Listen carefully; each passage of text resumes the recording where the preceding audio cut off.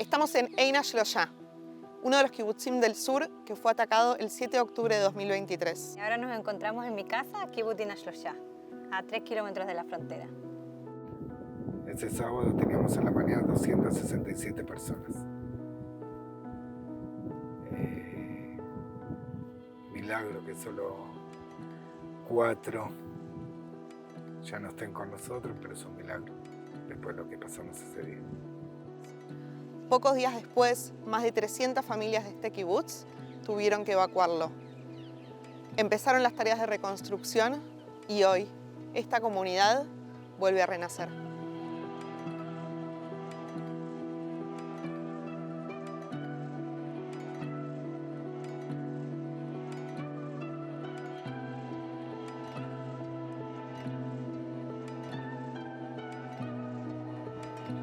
¿Qué recordás del 7 de octubre?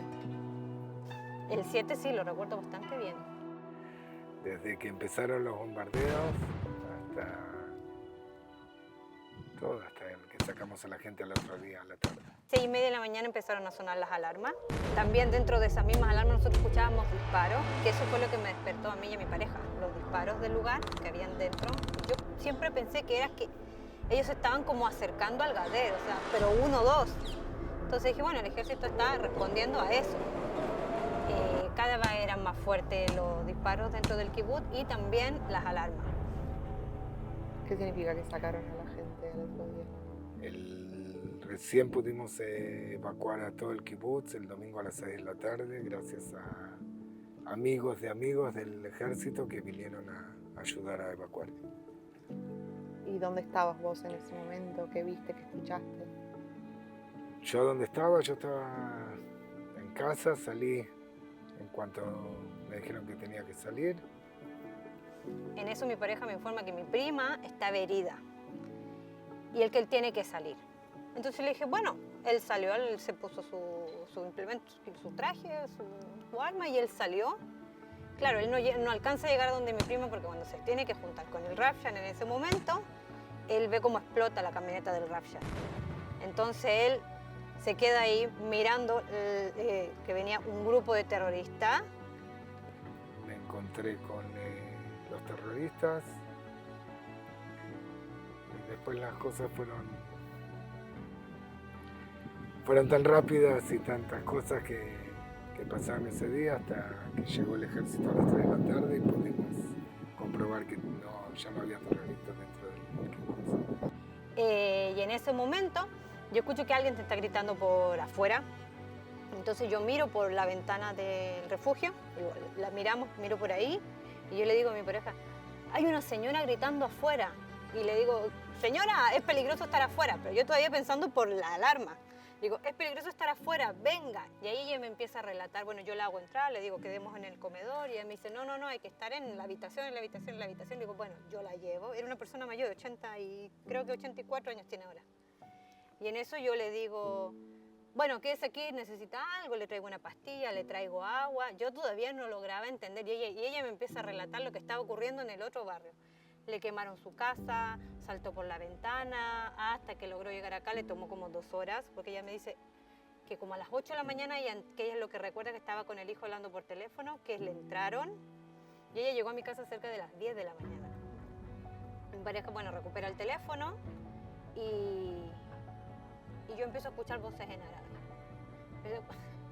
Empiezo a escuchar Allahu Akbar, pero yo tampoco sabía. Entonces yo me acerco y le digo a mi pareja, alguien está gritando Ahla Laila.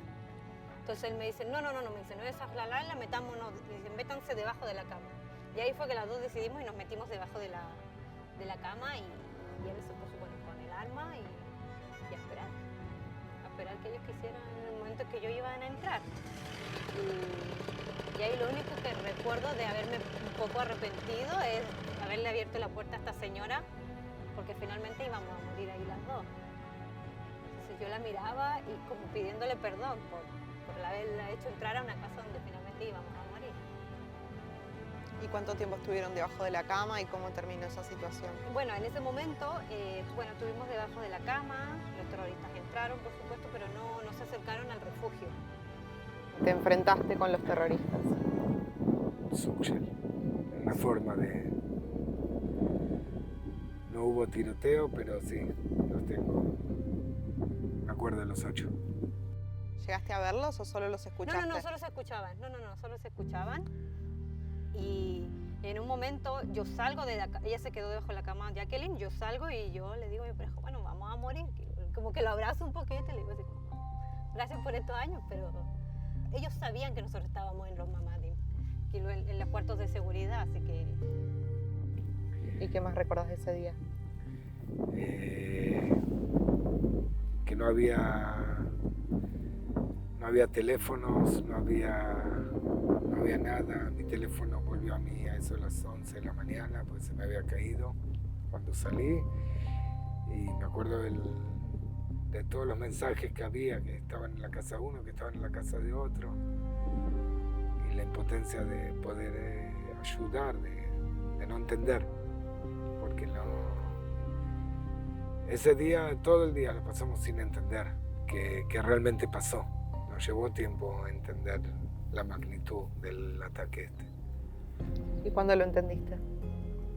Yo lo entendí creo que el lunes, o el domingo también estaba en esa situación de sacar a la gente, ayudar, evacuar, estar con uno, con otro, vigilar. Y recién el lunes, una vez que la gente ya estaba en Eilat, bajé por el día a Eilat a llevar un psicólogo, un asistente social para dar ayuda primaria. Y recién ahí es donde entendí qué es lo que había pasado. Y bueno, después ya volví y desde entonces ya 2 años acá, en el kibutz. ¿Cómo fueron los días subsiguientes al 7 de octubre? ¿La gente a dónde se fue? La gente salió de acá, en el caso de nuestro kibutz, de acá hacia Eilat, en su mayoría, y salieron casi todos juntos, muy pocos no se fueron para allí. ¿Y en qué momento dejas tu casa? Al otro día. Bueno, ese día pasamos tampoco yo tenía electricidad en casa, entonces se cayó muy rápido la electricidad, entonces yo no vi las noticias. Yo no sabía lo que estaba pasando alrededor y cuánto grande había sido. Entonces, bueno, él como a las 3 de la tarde ya llega el ejército a esta zona y lo vienen a buscar a él. Y ahí es cuando él sale, obviamente, y empiezan a recorrer casa por casa, a ver quién estaba vivo, quién estaba muerto y eso. Y en eso él vuelve como a las 8 de la noche, bueno, y me dice que sí, que efectivamente mi prima había fallecido. Ella no alcanzó a cerrar el mamad, o sea, en el momento que suena la alarma, ella se levanta para cerrar la ventana del refugio y ahí fue cuando recibió un disparo desde fuera. O sea, ellos ya estaban adentro al momento de sonar la primera alarma. Y bueno, pasamos la noche acá, yo la pasé con la señora Jacqueline. Y al otro ¿Pudiste día, dormir? No, nadie durmió. ¿Cómo es el momento en que te dicen que te tenés que ir de tu casa y qué te llevas contigo? Y él me dice, no, hay que evacuar el kibutz. Y yo dije, o sea, yo entendí rápidamente que algo va a pasar en Gaza. O sea, si nos piden evacuar es porque algo va a pasar grande. Y yo le dije, bueno, serán 3 días. Me hice una maleta para 3 días. Yo creo que ni pijama puse ahí. Me agarré como un par de cosas, me preocupé más de la gata, de las cosas de la gata. Y ni siquiera me fui con ellos a Eilat. O sea, en el momento que dicen que hay que salir, y eso era lo otro, que teníamos que salir todos juntos. Y fue de un momento a otro. Tienen media hora para hacer, bueno, lamentablemente Jacqueline no tenía nada porque su casa se quemó. Y yo tenía cosas de mi madre acá, entonces yo le preparé ahí un bolsito, incluso desodorante, todo lo que fui encontrando nuevo se lo fui poniendo a ella, le armé ahí un bolsito y armé una maleta chiquita para mí, para 3 días. Y me fui directo a la casa de una amiga que ella vive en el kibutz Reviviv, que se llama al lado de Boker. Y cuando salimos, nos dicen, bueno, es el momento, hay que salir ahora ya. Nos formaron como en fila, nos dieron la autorización y nos sacaron por la zona más segura en ese momento, que era la zona de Reina.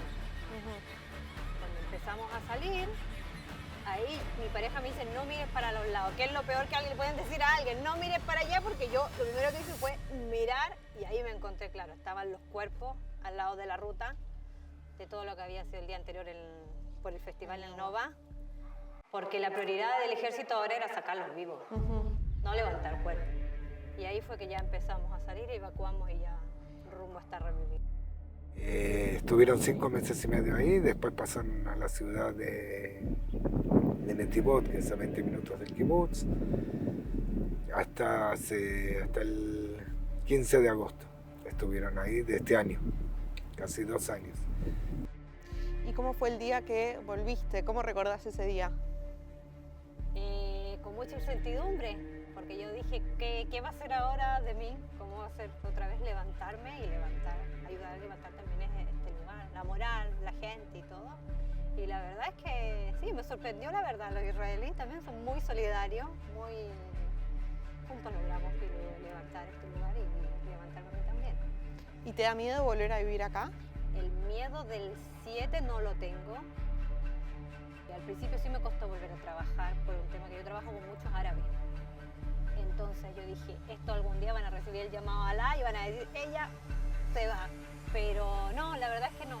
Al principio tuve solo ese pequeño, dije, bueno, el tema de la religión, podemos chocar un poquito, pero no, bien. ¿En qué momento te quedas solo en el kibutz? ¿A partir de cuándo? Ya a la semana nosotros empezamos a tratar de salvar al tambo, ordeñando, dando de comer y esas cosas ya a los días, pero ya a la semana ya era más intensivo, entonces decidimos que nos íbamos cambiando y me quedé con un grupo de gente que quiso cuidar la casa y quedarse conmigo. Ellos iban cambiando cada día, todo por la familia y eso. Y yo decidí que cuando podía salía, ir a ver la familia, ir a ver a la gente, pero que lo importante ahora era mantener el kibutz vivo, haciendo de todo, jardinería o lo que haga falta, todo lo que se necesitaba para mantener el kibutz vivo, para que algún día la gente vuelva. Nunca pensamos que iban a ser 2 años de guerra, nunca vivimos algo así. Pero ese era en ese momento ese era el pensamiento, hacer que el kibutz se mantenga lo mejor posible para que la gente pueda volver. Con ese objetivo te quedaste en el kibutz, para mantenerlo vivo. Para mantenerlo vivo y para cuidarlo. Está en mi casa, en nuestra casa. ¿No tenías miedo de quedarte solo en el kibutz? ¿Con una guerra a 5 kilómetros? Miedo no, porque como dije estaba todo el ejército ya, entonces miedo no, pero no fue fácil los primeros días dormir en casa, no fue fácil entrar, revisar toda la casa para estar seguro de que estoy solo, dormir con el arma al lado, ¿no? Llevó su tiempo, pero yo creo que para mí, como yo soy, mi forma de ser, lo mejor que me pudo pasar, la mejor terapia, fue quedarme acá. Me imagino que antes, con 300 habitantes acá, solías escuchar risas, charlas, y de repente todo fue silencio. Todo fue silencio.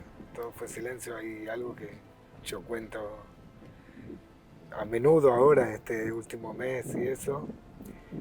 El día que empezaron a volver las familias a partir del 15 de agosto, el primer viernes, yo estoy haciendo mi ronda habitual de la noche y veo chiquitos jugando en la cancha de fútbol a las 10 de la noche. Y yo miraba para el lado donde estaban jugando ellos y miraba para el lado donde está la guerra.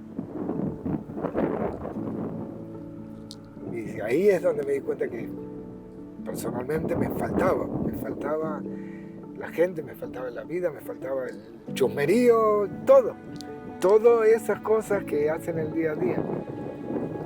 El 95% de la gente volvió. Los pocos que no volvieron, no porque están haciendo algo en las casas, algún arreglo o algo, porque todo el mundo decidió que algo necesitaba cambiar en sus casas.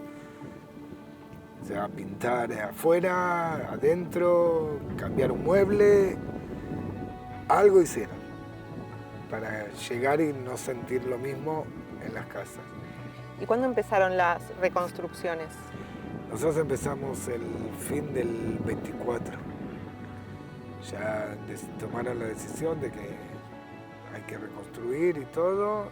Se habló con todas las familias y en toda la asamblea del kibutz se decidió, y a partir de ahí empezaron a venir todo tipo de trabajadores para reconstruir todo el kibutz. Solo quedan algunas casas, como las 4 que estaban totalmente quemadas, que tuvieron que tirar abajo, que todavía no se terminaron, y el resto de las casas que, si bien tenían tiros o esas cosas, ya pudimos arreglarlas. Eso dio que cuando volvió la gente, ya las casas estaban de pie. Estuviste el 7 de octubre cuando todo pasó, estuviste en los trabajos de reconstrucción y ahora ya estás en un momento en el cual entiendo que está en su fase final. ¿Qué emociones te provoca haber sido testigo de todo ese recorrido? Lo que no mata fortalece. Y que se puede renacer. Se renace sin lugar a dudas. Nosotros seguimos acá, vamos a decir que es como un mensaje. No pudieron con nosotros, no nos sacaron y no nos pueden sacar. ¿Te fuiste de un kibutz? Sí. ¿Y crees que volviste a otro kibutz? Sí y no, porque no somos los mismos, pero llegó mucha gente nueva. Y eso yo creo que ayudó como a refrescar un poco el kibutz. Pero claro, yo cuando me fui, de hecho cuando fue la levaya de mi prima, yo no vine. Yo no sentía que ella había muerto, sino que yo dije, yo no la veo porque yo no estoy ahí. Y ahora que volví, tampoco su casa está, porque ellos la derribaron y hicieron un memorial en ese lugar. Entonces sí siento que cambió un poco el kibutz. O sea, la base es la misma, pero sí siento que somos diferentes. ¿Sí? ¿En qué notas esa diferencia? ¿Qué notas de diferente? Bueno, la entrada de partida, sí, hicieron algo muy lindo ahí en la entrada. Antes estaba todo seco y estuvo ese día también lleno de terroristas. Y también mi casa. O sea, yo mi casa dije, bueno, si voy a volver a la misma casa donde ellos estuvieron, al menos por lo menos darle un aire diferente. Y ahí tomé la decisión y arreglarla. Yo decidí, yo la voy a arreglar, yo le voy a poner el yeso a las paredes y pintarla y todo. ¿Por qué sentías la necesidad de arreglarla? Yo no quería llegar, o sea, yo quería vivir el proceso de cada cosa que hacía. Quería como valorarlo también. ¿Y qué comentarios recibiste de los vecinos, de los miembros del kibutz una vez que ellos volvieron? ¿Qué te dijeron? ¿Qué te comentaron? ¿Tienen miedo?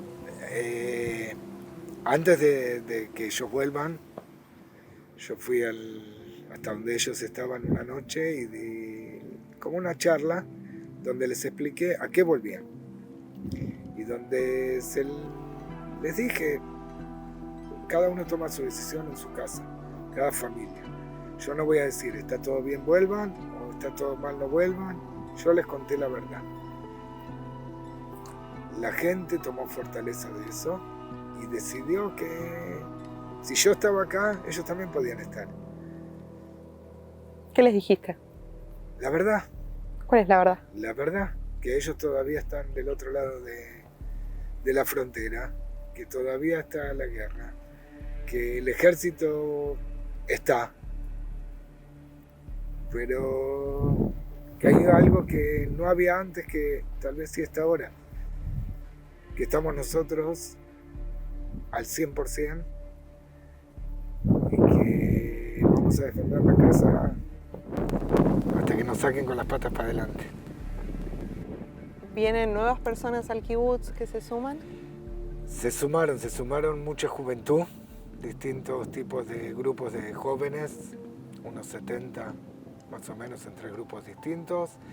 Se sumaron miembros nuevos, se sumaron gente que quiere ser miembro, algo que tal vez no se entiende, porque ¿quién va a querer venir acá 2,5 kilómetros de la frontera con lo que pasó? No se te puede ver la cara, pero yo te veo todo el tiempo sonriendo. Nada me va a bajar la sonrisa. Cuando te conté ahora que llegué el 9 a Eilat, de los mayores del kibutz, un miembro del kibutz, tiene hoy en día 93 años. Me dice, no te entiendo. Estás con la sonrisa todavía. Camino, estoy vivo, la sonrisa no me la van a bajar más. Yo sé que ellos nunca van a querer la paz con nosotros.